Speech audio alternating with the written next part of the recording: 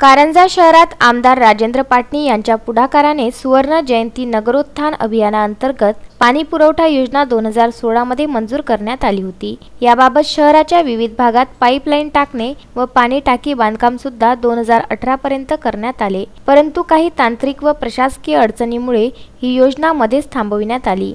या संदर्भात अजूनही तोडगा निघाला नसून या कामावर खर्च झालेले कोट्यवधी रुपये वाया जाते की काय असा प्रश्न निर्माण झाला आहे। शासनाच्या निधीचा असा वापर होणे योग्य नाही। यासाठी याबाबत नगरपंचायत मार्फत पाठपुरावा करणे गरजेचे आहे।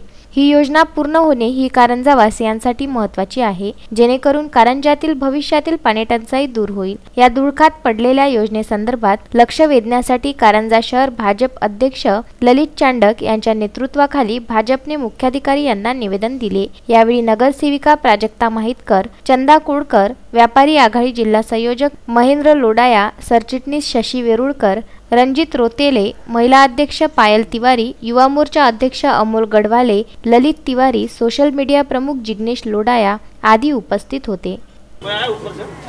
2016 ते 18 दरम्यान पाणी पुरवठा योजना ही मंजूर करण्यात आलेली होती, परंतु आणि ह्या पाणी पुरवठ्याचे पाण्याच्या टाकीचे बांधकाम आणि पाईपलाईन याचे काम हे बऱ्याच अंशी पूर्ण झालेले आहे, परंतु काही तांत्रिक व प्रशासकीय अडचणींनी हे काम बांधकाम हे थांबवण्यात आलेले होते।